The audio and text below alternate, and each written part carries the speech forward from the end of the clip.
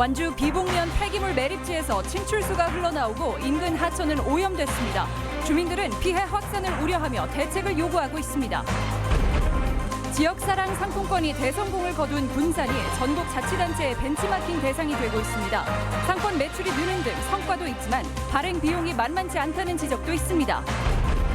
지난 주말 남원에서 발생한 시각장애인 추락사고 당시 구조 사다리차에 부딪힌 것으로 드러나 구조당국의 대처에 논란이 일고 있습니다.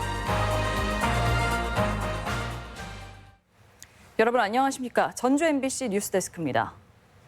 완주 비봉엔 석산 개발 부지를 쓰레기 매립장으로 써온 곳이 있습니다. 최근 이곳에서 정체 모를 가스가 분출되거나 주변 하천이 썩어가는 등 심상치 않은 일들이 벌어지고 있는데요. 한범수 기자가 현장 취재했습니다. 완주 비봉에 있는 한 폐기물 매립장입니다. 매립지를 덮은 자풀 사이로 희뿌연 가스가 올라옵니다. 농업용수로 사용하던 주변 하천은 온통 갈색으로 변해 악취를 내뿜습니다. 맑은 계곡물이 흐르던 자리는 침출수가 고여 벌레가 들끓고 있습니다. 신대 내려가는 물로는 손을 못 씻어요. 그리고 논에 관주도 못하고 물도 못 대요, 현 상태로는.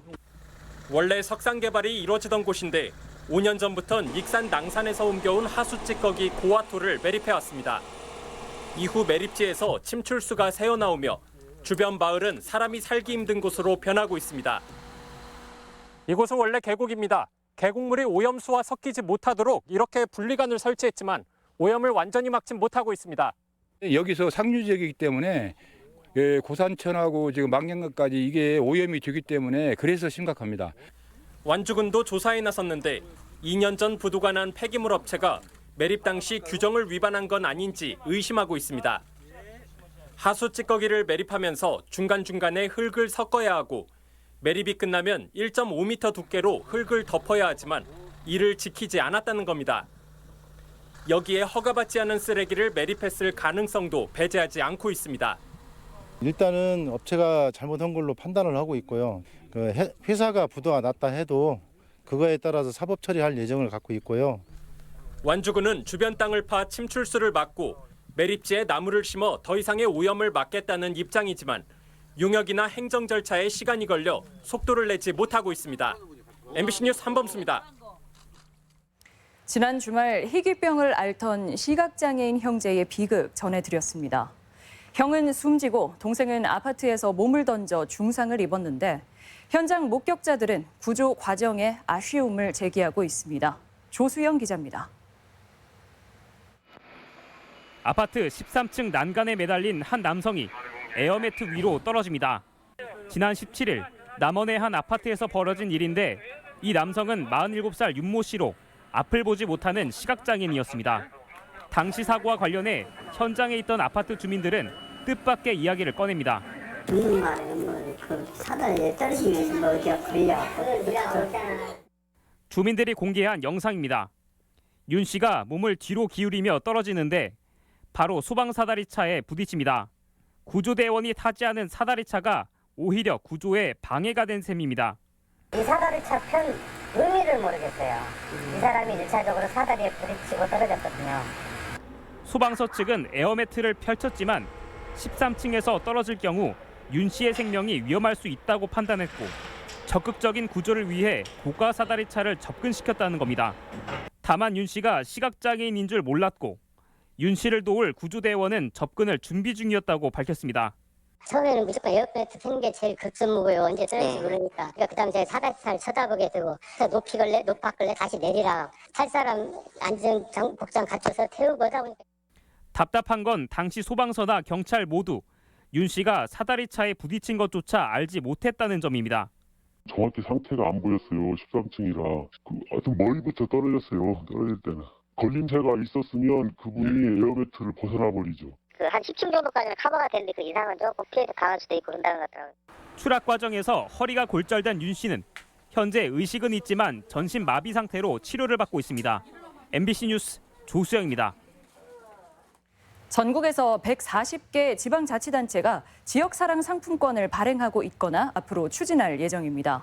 군산에는 지자체 관계자들이 모여 지역상품권 활성화 방안을 논의했습니다. 임홍진 기자입니다. 올해 전국 지역사랑 상품권 발행액 규모는 2조 원으로 추산됩니다. 전라북도 내 13개 시군을 포함해서 전국 140개 광역과 기초단체가 상품권 제도를 도입했습니다. 군산시의 경우 지난해 930억 원에 이어 올해는 발행 규모가 4천억 원으로 추진됩니다.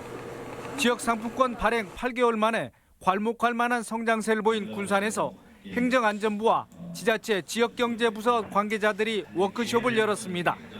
행안부는 국비를 통해 상품권 발행 비용과 할인율 지원을 지속하겠다며 자치단체의 상품권 활성화를 유도했습니다.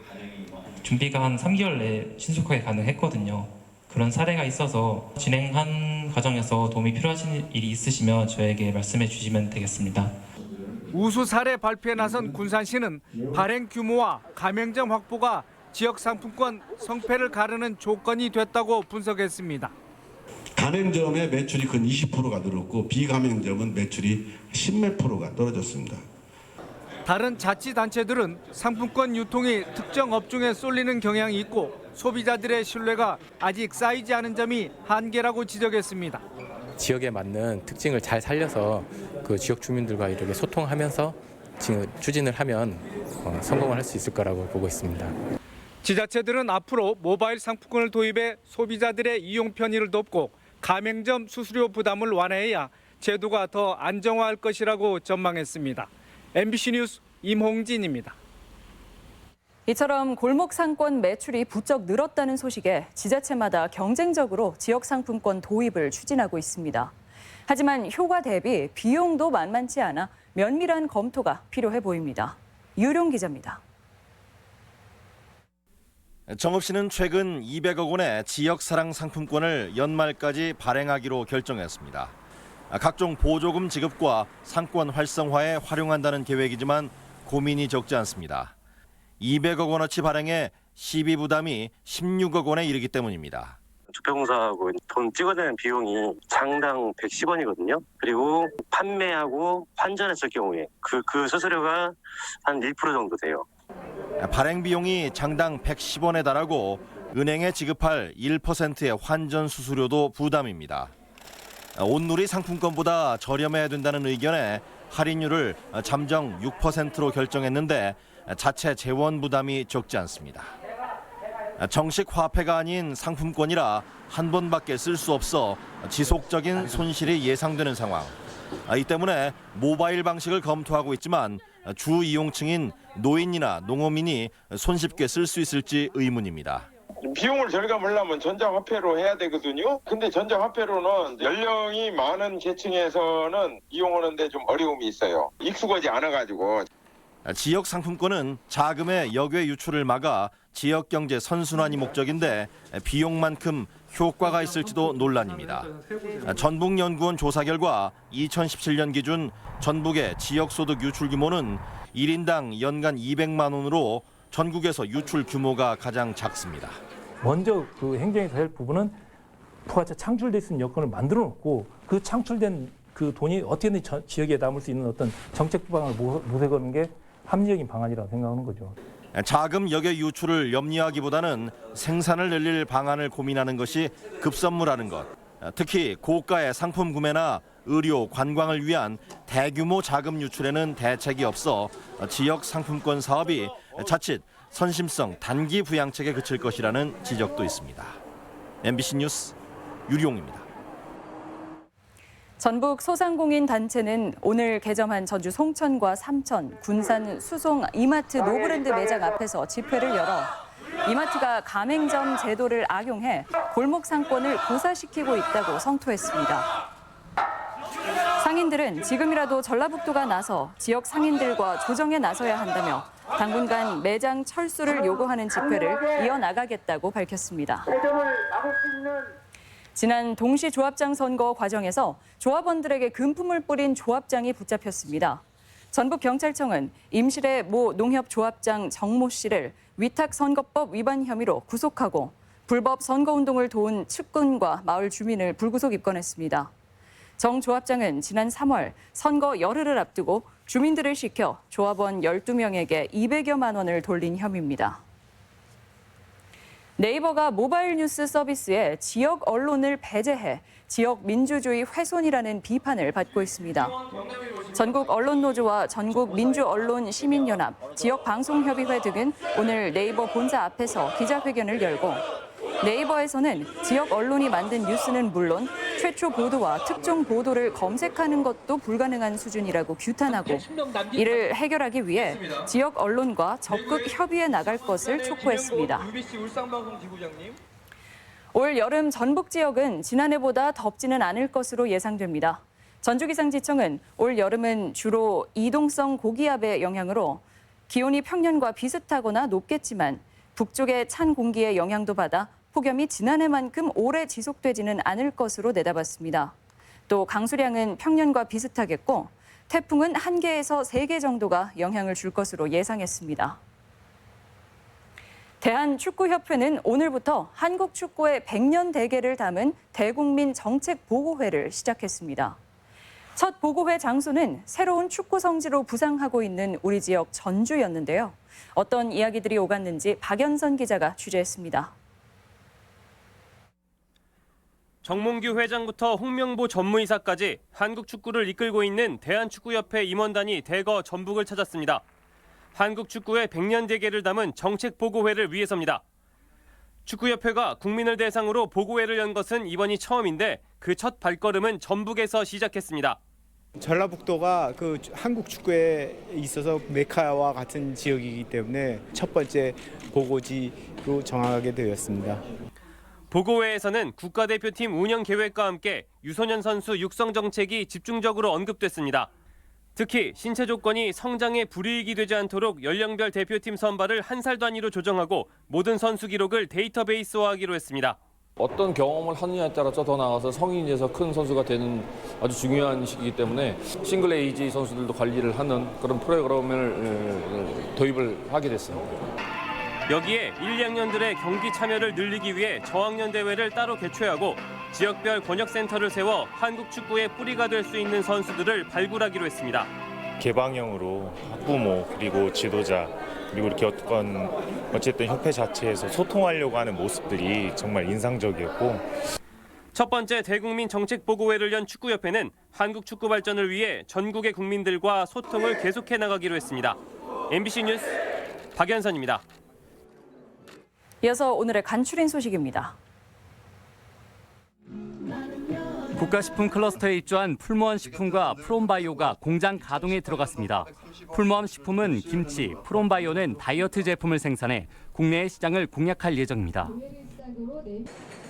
올여름 폭염에 대비해 온열 질환자 감시 체계가 강화됩니다. 전라북도는 두통이나 어지러움증, 의욕 저하 등의 온열 질환이 우려된다며 도내 22군데 병원 응급실에 감시 체계를 갖추었다고 밝혔습니다. 국가인권위원회 전북 사무소 설치 요구가 계속되고 있습니다. 전라북도 인권위원회는 2년 전 도의회 결의에도 성과가 없다며 국가인권위원회 전북인권사무소 설치 촉구안을 다시 의결했습니다. 국내에서 가장 오래된 간이역인 익산 춘포역 구간도로가 16년 만에 새로 개설됐습니다. 이로써 등록문화재 210호로 지정된 춘포역의 교통 편의, 주민 생활 환경 등의 개선이 기대됩니다. 간추린 소식이었습니다. 전북 수출이 5달째 6억 달러를 밑돌고 있습니다. 무역협회 전북본부에 따르면 지난 4월 전북 기업의 해외 수출은 5억 9,800만 달러로 전년 대비 15% 감소했습니다. 품목별로는 폴리실리콘이 54%, 자동차 12%, 합성 수지가 19% 감소했지만 농약은 19% 증가해 선전했습니다. 전라북도 의회가 노사의 단체 협약을 훼손하는 예산 심사를 했다는 주장이 제기됐습니다. 민주노총 전북본부는 도의회가 학교 비정규직 노동자들의 시간외 수당에서 중식비 제외를 조건으로 예산을 승인한 것은 헌법 위반이라며 책임을 묻겠다고 밝혔습니다. 이에 대해 도의회는 예산 절감 차원이었다고 해명했습니다. 완주 호정공원 조성 사업과 관련해 공사 중지 명령을 어긴 건설업체 대표와 법인이 검찰에 넘겨졌습니다. 완주경찰서는 업체 대표 A씨와 법인에게 국토 이용에 관한 법률 위반 혐의를 적용해 기소 의견으로 검찰에 송치했습니다. 이들은 설계와 다르게 시공을 하다 완주군으로부터 행정처분을 받았지만 이를 무시한 채 개발을 지속한 혐의를 받고 있습니다. 전주시가 저소득층을 대상으로 공공시설 자판기 운영권을 넘깁니다. 전주시는 저소득층의 생계 지원을 위해 오는 7월부터 2020년 6월까지 3년간 전주시 소유 공공시설의 자판기를 운영할 대리인을 모집한다고 밝혔습니다. 모집 대상자는 전주시에 주소를 둔 기초생활수급자인 독립유공자나 북한 이탈 주민, 장애인, 만 65세 이상 노인 등으로 한정됩니다. 도내 상장기업의 수익률이 개선되고 있습니다.